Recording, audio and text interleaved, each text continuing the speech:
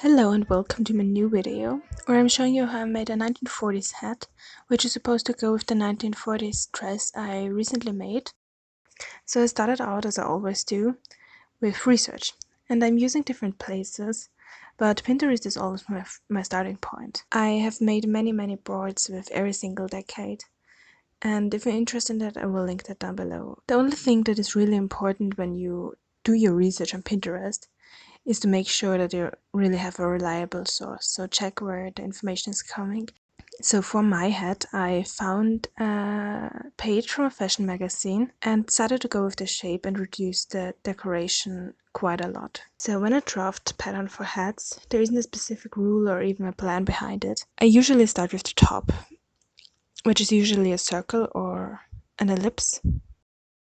Then with the circumference of the circle, I draft a long rectangular piece which forms the crown. And with the measurement of this, I can draft the brim.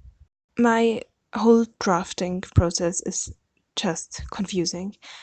I usually just do it with trial and error, many errors. So I can't really give you detailed instructions on doing that, but I hope I can do that in the future. But I have a few tips when it comes to drafting hats. First, I always make a miniature hat first. Like really the size of 5 centimeters or something. With that, I can make sure that the idea of the pattern actually would work before I waste a lot of paper or even fabric or interfacing. Second, I do as many fittings as I can. Every time I change something, I try it on, and it's very easy to try a hat on, isn't it? And when I try it on, I cut it apart again. I use a lot of sticky tape and washi tape to tape it together again when I cut through it. The third tip is to make sure that the measurements always line up. So if you draft the top circle first, make sure the circumference is really the exact measurement as you have on the crown. So precision is really key when making hats, because you can't gather up the interfacing or something. It's a very sturdy material and you don't have room for measurements that don't line up.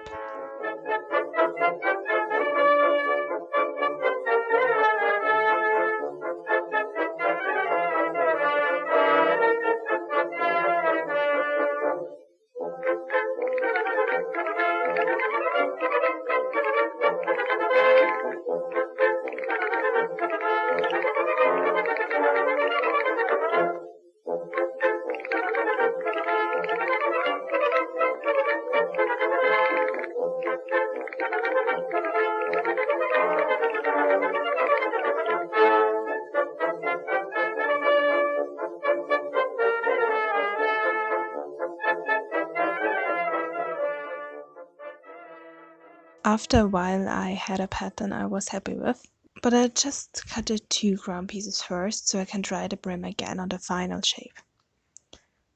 I cut the pieces from a very thick interfacing, which is usually made to sew decor, home decor or bags, but it works just fine for hats, I think.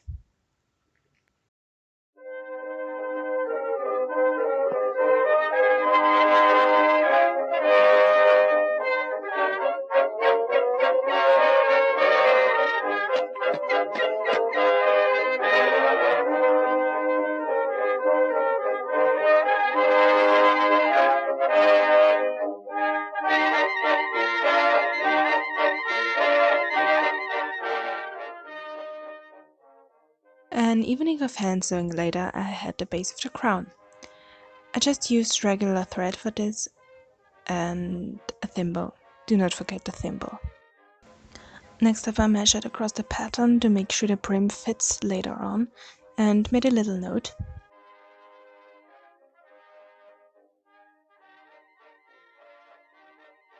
And tried the hat on again, because now there wouldn't be much of a loss if I'd have to recut anything of it, but I was happy with it. And off camera I taped the brim to the hat. It started my usual process of taping, cutting and marking. So the final pattern got then traced onto new paper, so I could even out the lines easily, which meant I could start cutting out the prim of interfacing.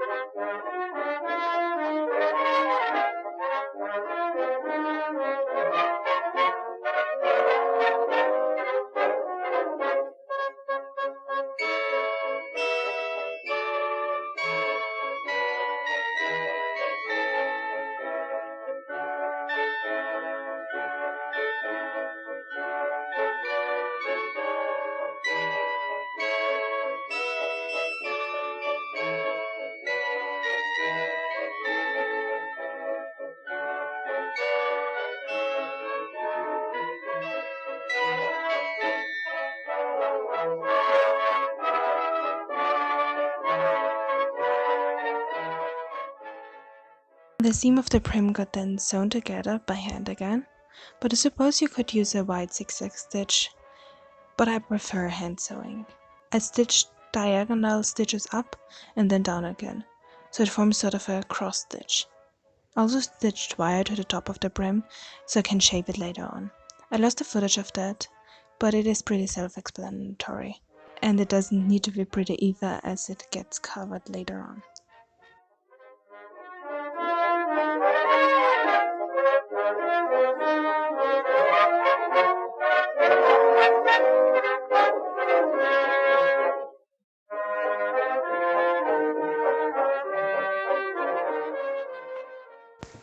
Now we come to the fun part, covering the head. And I started with the lining, where I used a scrap of the cotton for the puzzle bed I made in my last video, and pasted it down, as this stitch is not going to be seen either.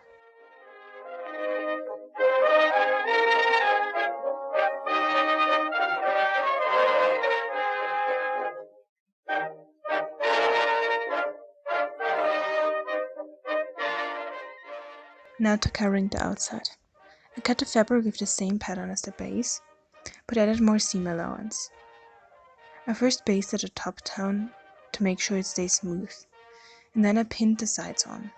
First I made sure it is even and stays where it's supposed to be, then I pinned it to the bottom, and lastly I folded over the top part to hide away all the raw edges.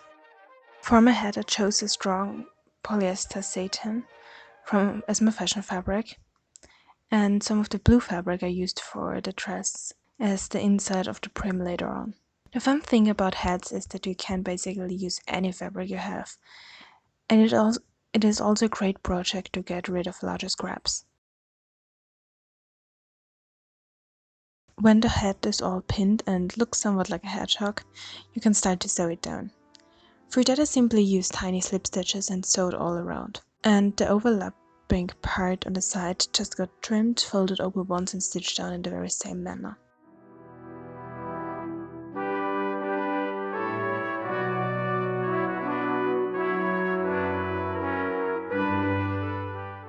Then I pasted the lower edge so it stays in place, and then I moved forward to the prim. I used the same pattern as for the interfacing to cut the fashion fabric for the prim, but added seam allowance.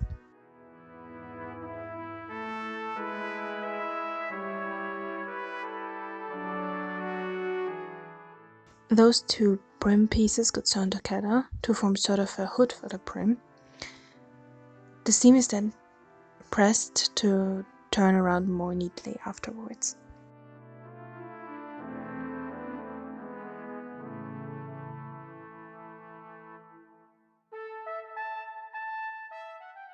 The cover for the prim got turned the right side out and pinned in place to the base of the trim, with many pins. Then the brim got attached to a crown by whip stitching the interfacing, just the interfacing to the ground with lots of small stitches.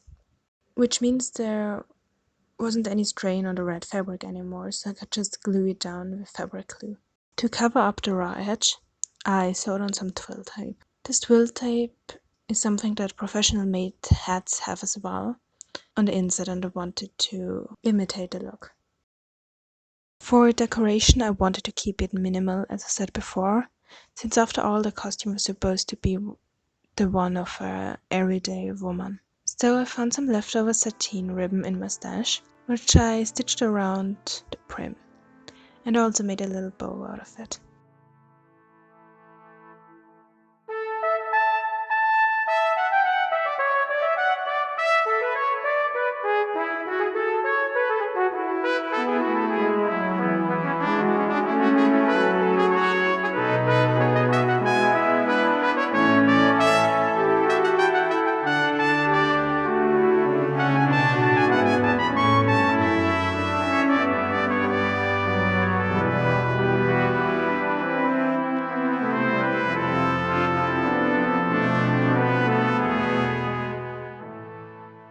And with that, my hat is all done. I really hope you enjoyed this video, and if you did, consider subscribing for more content and leave a comment and like.